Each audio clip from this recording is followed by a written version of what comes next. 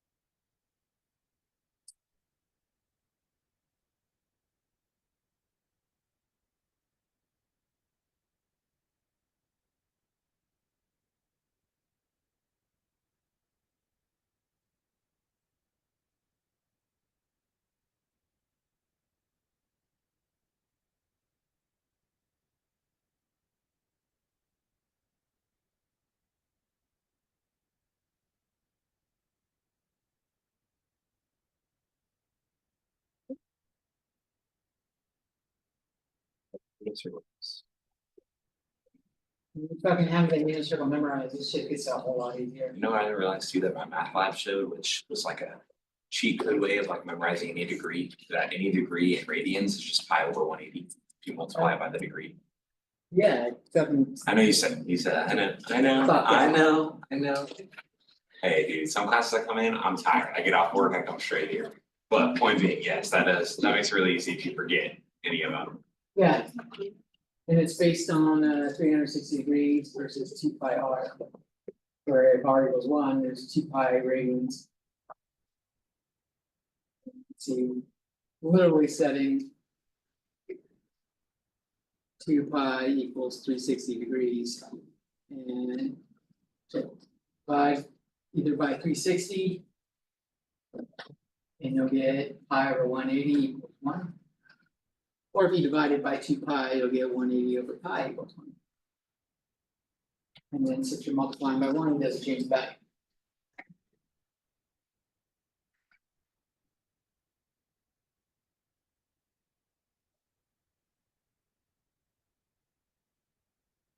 What is my period here?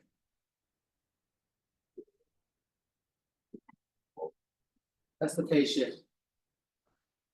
Period's 2 pi. So if I divide that by 4, it tells me my steps.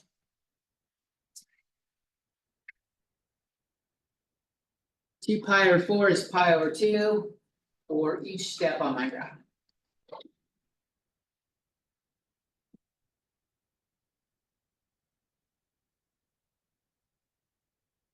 So we'll start off doing that.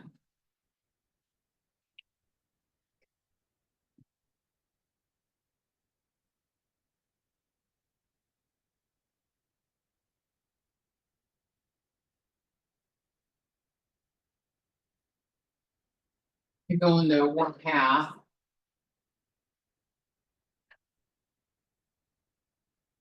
Does sign start high, middle, or low? Middle. Does it go up or down from there? Goes up from there. So we're gonna just like take a look at our base graph before we shift.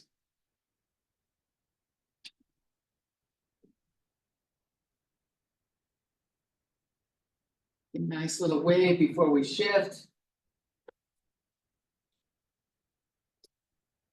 And then we're shifting pi over 4.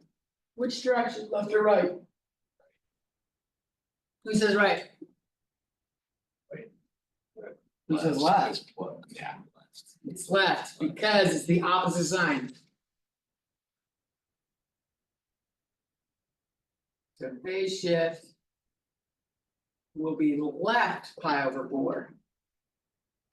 How does pi over 4 relate to pi over 2?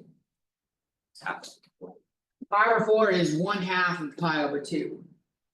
Which means, how far is that? Well, if this is pi over 2, half of that would be this far.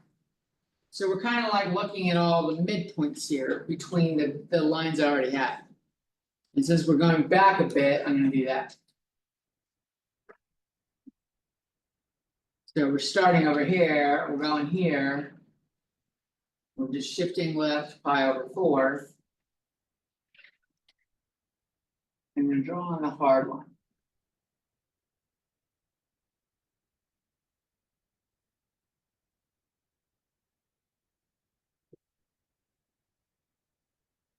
Show some more.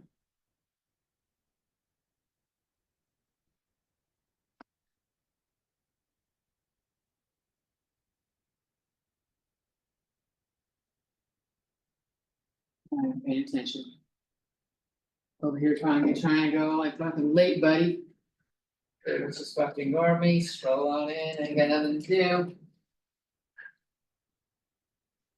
Alright. So guess what? Now we're gonna do y equals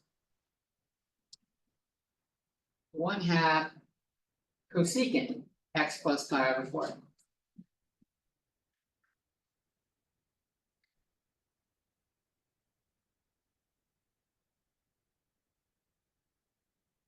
And guess what? We already got almost everything we need for it already. Because cosecant of x, or cosecant of x plus pi over 4, is the same as 1 over sine of x plus pi over 4.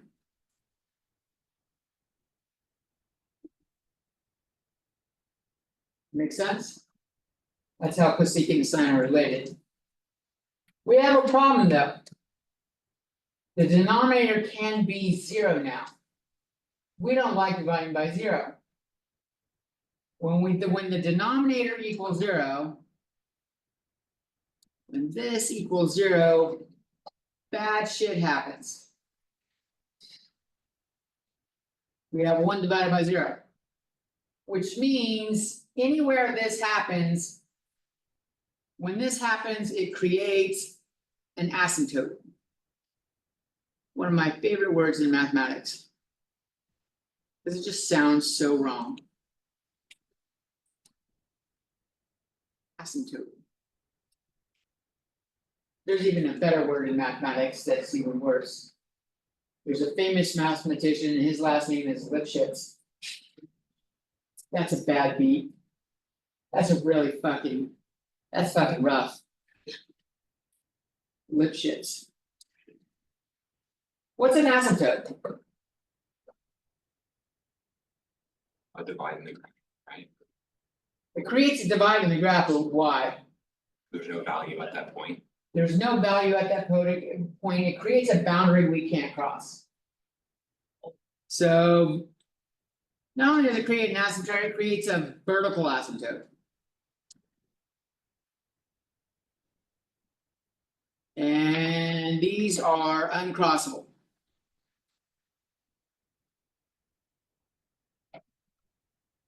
And that's what we take advantage of when we do cosecant and secant.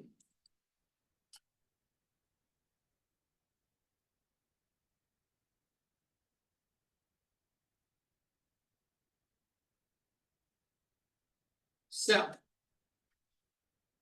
Cause I wanna graph more on that page, I'm gonna. Say what we're doing over here. To graph secant or cosecant.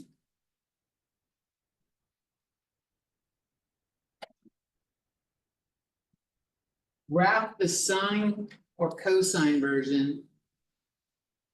Graph cosine or sine.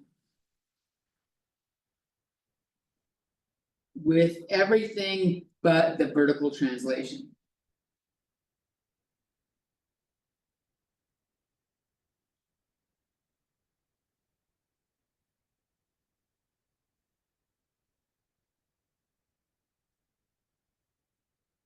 Deliberately did not put a vertical translation in this graph because I wanted to show that first. What we're gonna do is at this point. Where the graph hits the x-axis.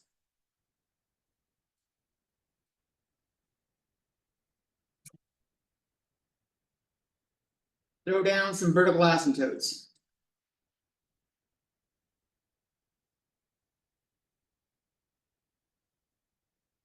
Screen.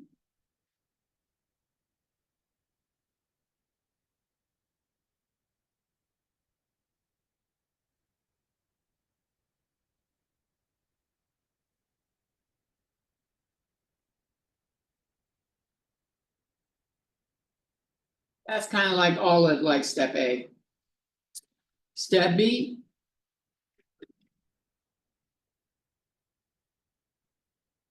Now do the vertical translation. Or do the vertical shift.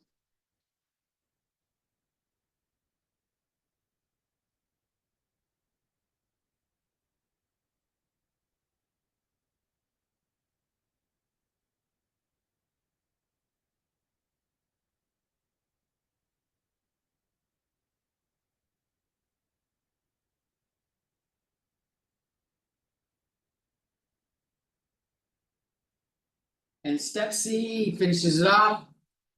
From the peaks and valleys.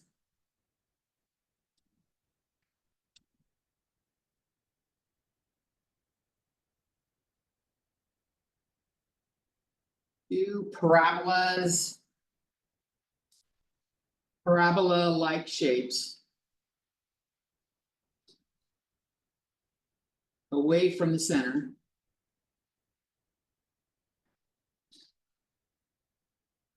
That don't cross the asymptotes.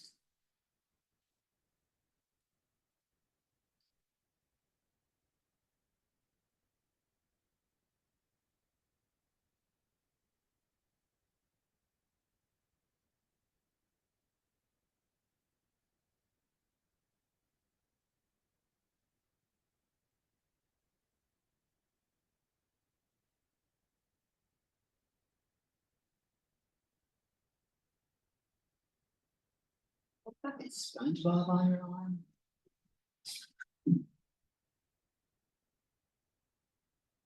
What else do you fucking do for kids?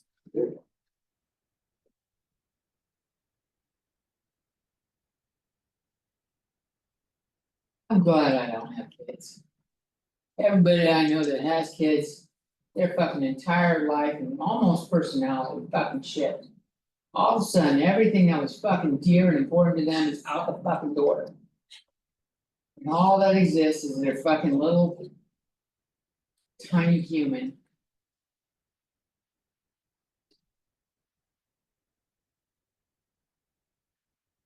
Right?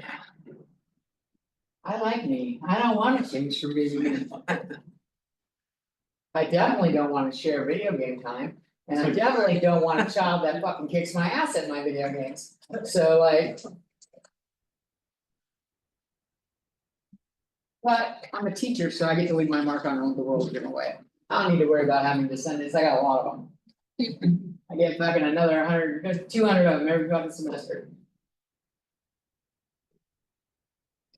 Alright, I don't know why I put that, cause I wanted that. Alright, let's do that. Everybody got the words written down? Alright. Give it a little bit longer, finish it up, and then we'll go back and we're gonna graph Cosecant. It's, once you got sine and cosine down, this is really easy. Really easy.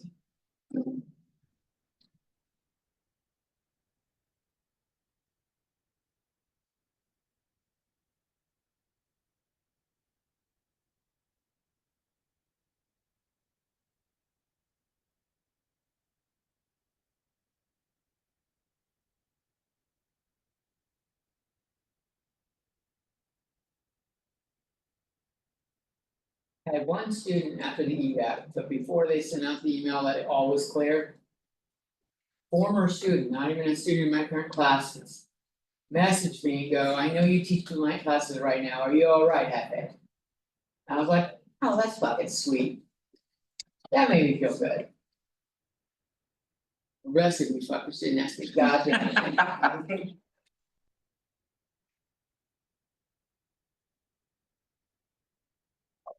What a day to be sick. Got the text. You are, yeah, this class was already over at that point. Yeah, Apparently whatever it did was started at 5:30, but we didn't get the text till 6. And then we got the all clear via email at 6:30 that, no, this was only if I saw you shit. Their emergency alert system needs to be fine tuned to indicate where. what happened? Don't know. I don't know if there was a bomb threat or a violence threat. Sure.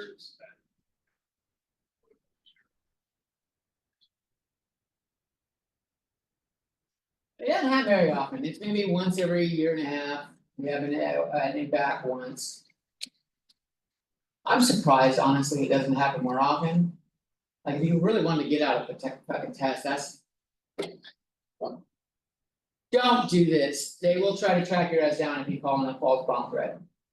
That's against the law, it's not fucking legal. It's very much against the law. Alright. Fuck, Gerardo, finish this shit. Got it. Good, okay. So what we're gonna do is we're gonna come up here to our graph. And I'm gonna throw down a vertical asymptote, which we draw by doing a dashed line.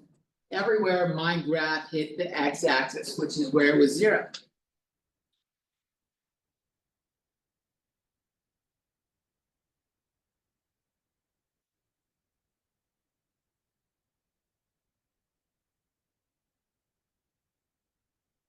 Now. Starting at the peak. Make a parabola upwards that approaches the. Vertical asymptote but doesn't cross it. I gotta do that over here.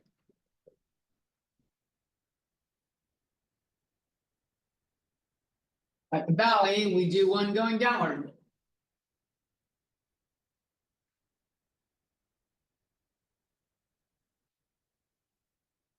I would have one coming down here if I. Extended it further. The green one is our sine. The blue one is our cosecant. One more step.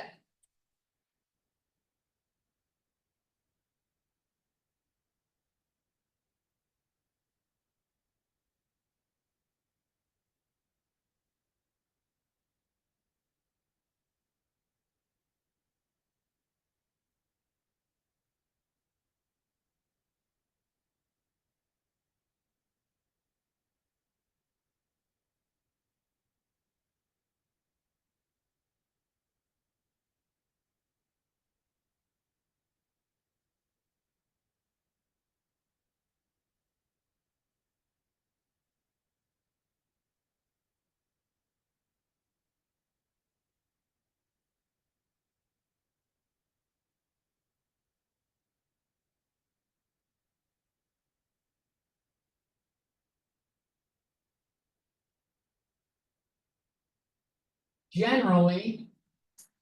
You don't draw a hard line for sine, but we start off with a warm up for it. So in general, don't draw a hard line for the sine or cosine. Do a nice little barely distinguished visible dotted line, because that's not the graph we're looking for, it's only the parabolas going away. We'll do an example of this on the next one. Where I won't graph the sine or cosine. Alright, let's take a look. I'm gonna keep it simple, we're just gonna have a vertical translation. We're gonna do cosine x plus. What?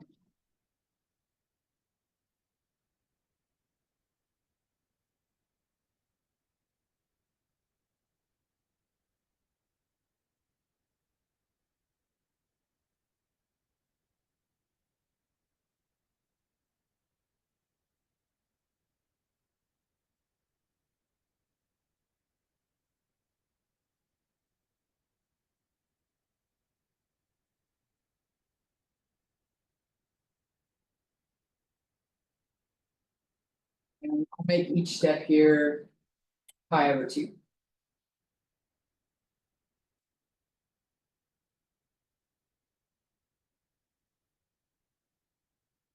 So we draw the base graph. Does cosine start off at high, medium, or low? Starts off at high. What's my period here? Period is 2 pi. I divide by 4. To see my steps, and I get pi over 2 for my steps. So we're gonna start high, go medium, we go low, these are pi over 2 steps. And I'll do the same thing going the other way, because I want to show the stuff on another thing.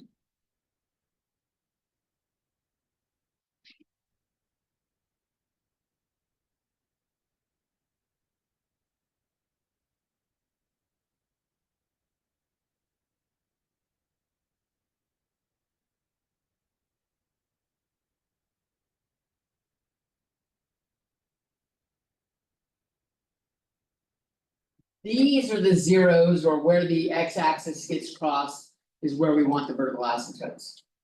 So we're gonna do the vertical asymptotes now. Before physical shift, or vertical shift.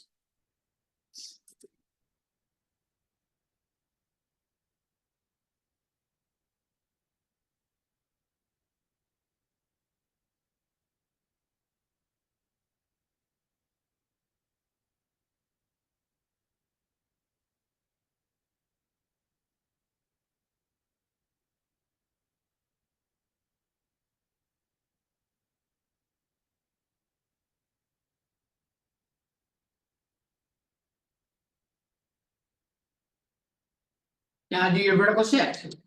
I guess I didn't write down the increment on this, but that was -1, that's 1.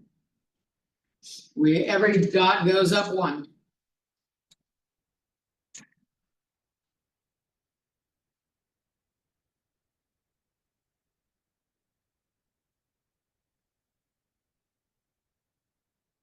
And I'm gonna redraw a nice little dashed. Very barely visible curve. To show where cosine of x plus 1 really is.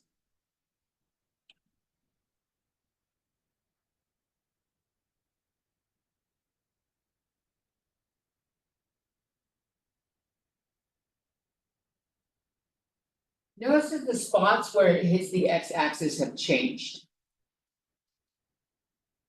This top red line is actually hitting at pi and negative pi now. But that's not where the original problem is at, it's the +1 isn't affecting this, it's where this function, the cosine by itself, has zeros. And so we go off the original, we do the asymptotes there. Now that we have this. Now we can do our parabolas approaching the line.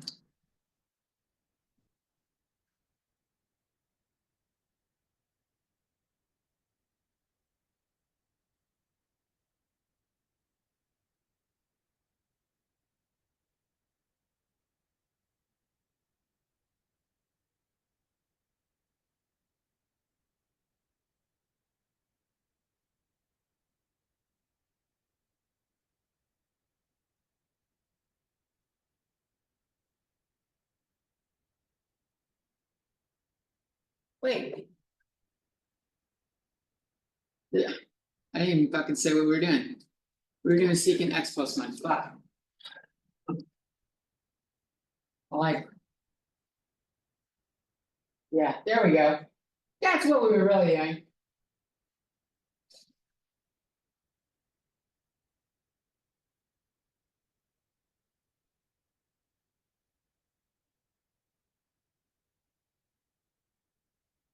Does this work? Well, let's take a look at secant of pi. Y equals secant of pi plus 1. Which is 1 over cosine of pi plus 1. What is cosine of pi?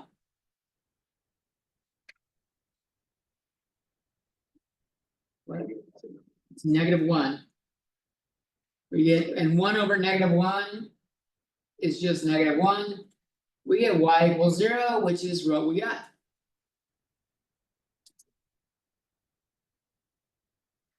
And notice if I try to do pi over 2. This was my pi over 2. If I do secant of pi over 2 plus 1. I've got 1 over cosine of pi over 2 plus 1. Which is 1 over 0 plus 1.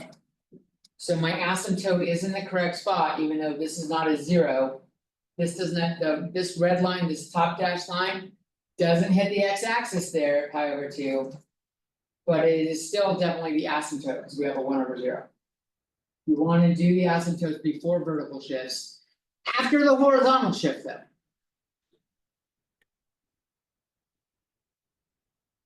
Like in the last problem, we had the horizontal shift, we'll put it all together in one big package on the next problem.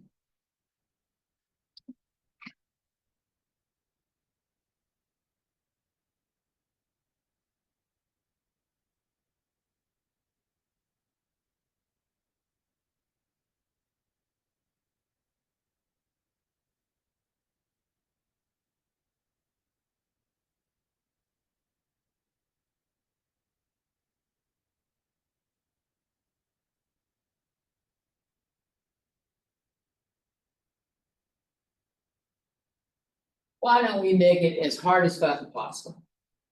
Let's do like the hardest graph we can do in class, so that anything you do on homework or on test is fucking easy.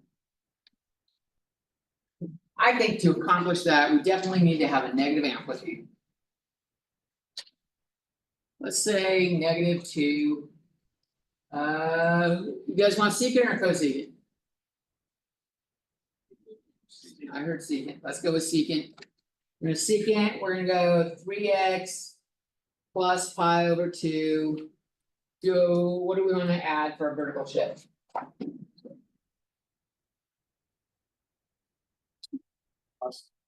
2. We just add 2, okay.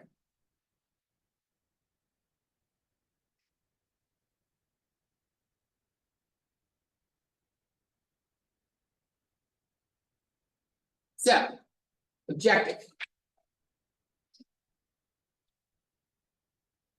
Graph y equals -2 cosine of 3x plus pi over 2 lightly. Don't do the +2 at the end.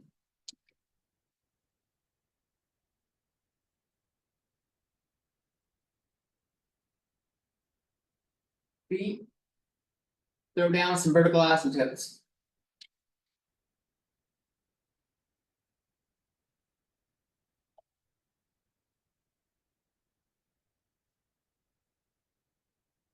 C.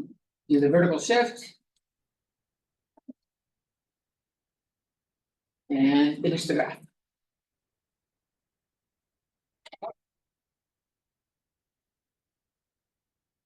Give you guys a few minutes to try this, talk to your peers. You want to?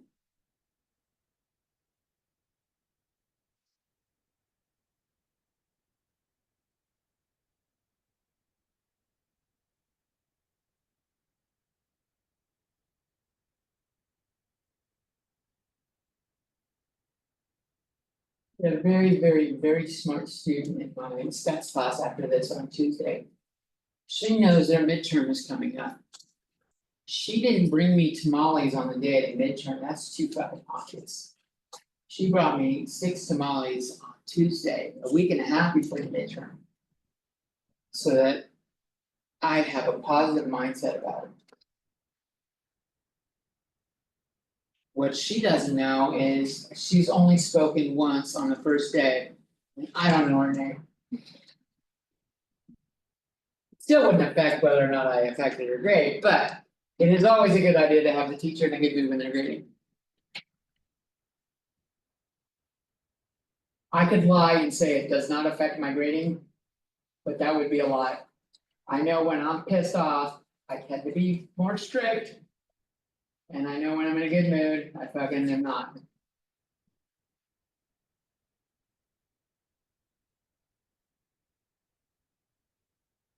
Yeah, I think this class is just, so. Such a sad outfit. You can write that on your Are you in a test. good mood now? You had to be. You had your chance. It's on page 1 of the last test, I know. you done fucked up.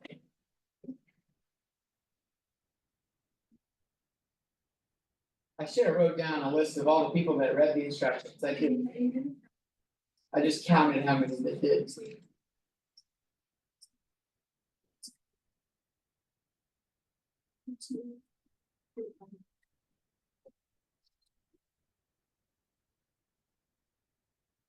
Spencer was in my stats class last semester. Their class wasn't that smart, they waited till after grading was done. For the final. After grading was done, came on, and we did the final like the last class day. On the final day, like 2/3 of the class fucking showed up and threw a party. I handed them back their test, it was not gonna affect their grade, there was no way it was gonna be in a better mood. They came in and threw a fucking, it was a pretty good party, no alcohol, but we couldn't do alcohol at school. And I wouldn't have drank any if we did, I don't drink anymore, but. 2/3 of the class showed up and they didn't have a test to throw a party. But Spencer brought wings, and some student brought cookies, but it was. Good time. Only class has ever done that. Literally, I've had students show up on the last day, but. Now I'm showing up to throw a fucking party.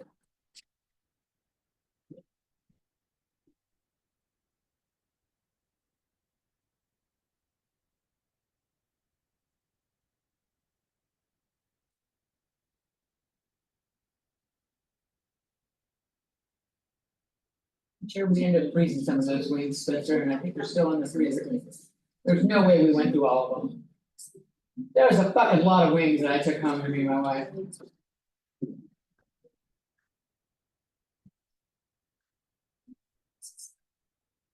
I want wings. To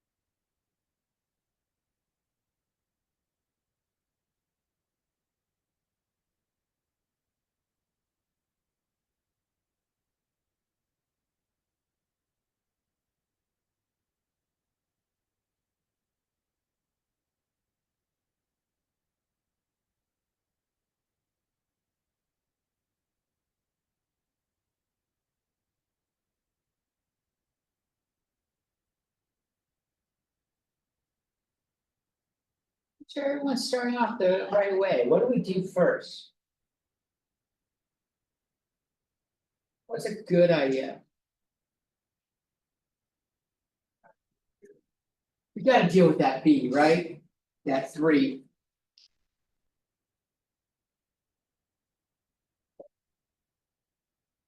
If I factor out the 3, what do I have on the inside? Pi over 6. Pi over 6. You can always, if you're not sure, double check, multiply it through. And I do get 3x plus pi over 2, so that looks like a valid factoring of 3. This is gonna tell me my couple things. My period is gonna be what?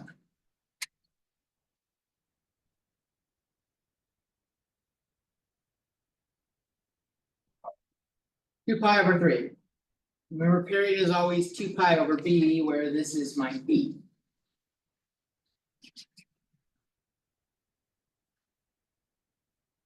So if I wanna see my steps. On my graph, I'm gonna multiply that 2 pi over 3 by 1 over 4. Get 2 pi over 12.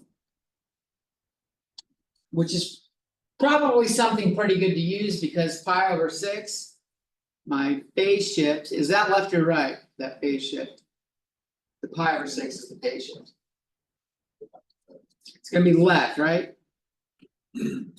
Pi over 6, if I want a denominator of 12. I multiply by 2 over 2. I see my phase shift is gonna be 2 pi over 12. So now that I have everything in increments of pi over 12, it's easier to fucking graph everything. Alright, I'll give you a couple more minutes before we. Just make sure everybody's on the same page with that.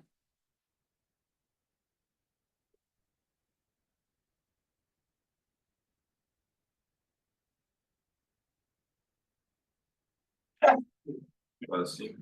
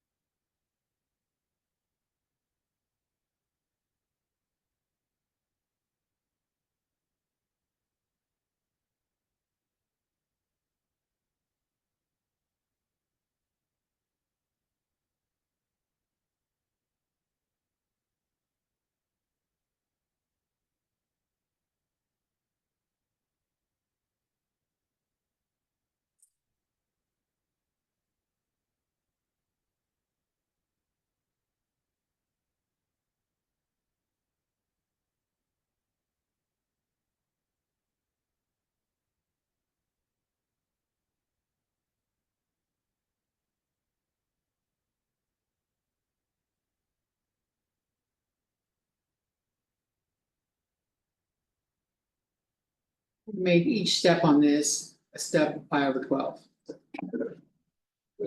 Thank you. And I'm gonna put the pi over 12 here, I'm just gonna put the multiplier on the top up here to make it. So it's not a clusterfuck when I'm trying to graph it.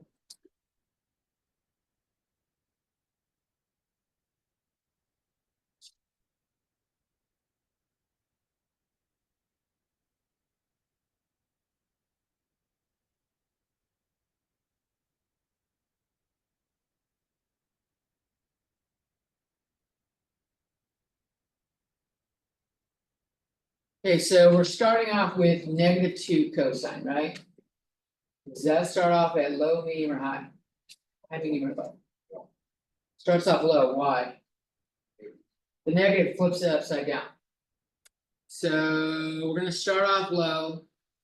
And it says 0, and then we're going every 2 pi over 12, we got another step.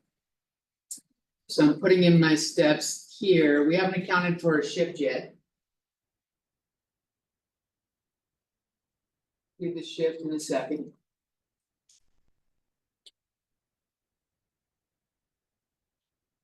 Now our phase shift is left. Pi over 6, which is 2 pi over 12. So all of these dots move left 2.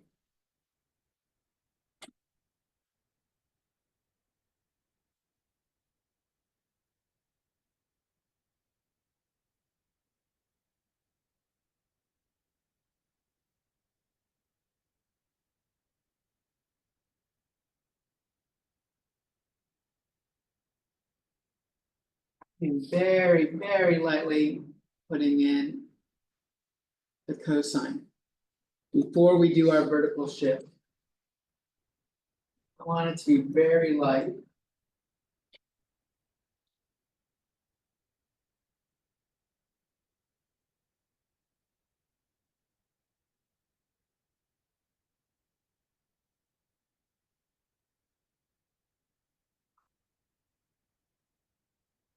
Now I throw down my asymptotes. Like orange cones blocking off traffic.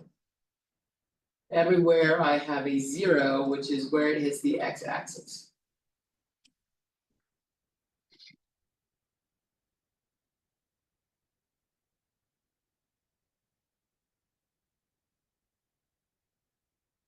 Kind of hard to do when it's right on top of the y-axis, but. Try to make it visible if it's just slightly to the left of it like I've got.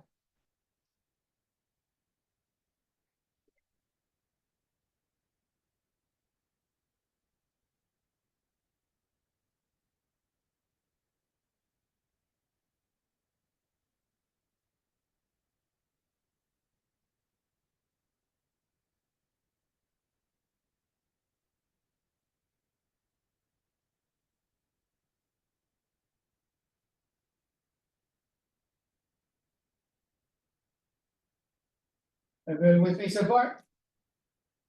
Now we do our vertical shift. Our vertical shift says go up 2 at every point.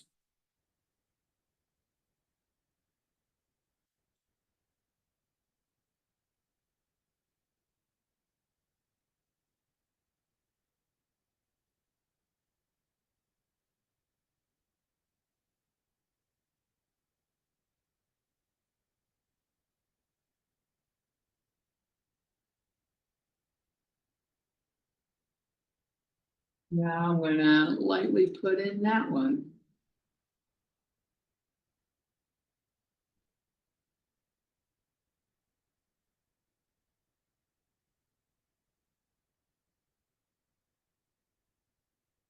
Asymptotes don't come into play yet until we're doing secant.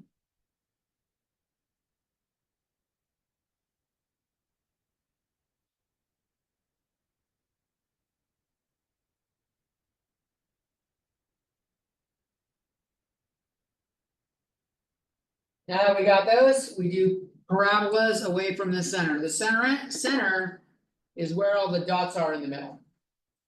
So here I'm gonna do a parabola looking thing following the asymptotes as it gets near them. There. I got one down here. I don't know why I do all the bottom ones and then all the top ones or vice versa. But I tend to get them all done in one side first. And then I go up and do the ones up top. Previously, I did all the top ones first.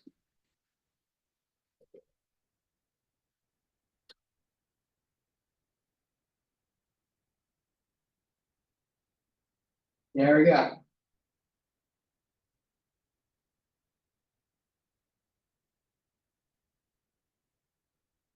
I strongly recommend when you're doing it, the homework on this, do it by hand. Then put it in the, cause like. Putting it in the computer just says, put in the shifts and it does all the shit for you. But that's not gonna be how your test is, it's gonna be on paper, so practice doing it by hand.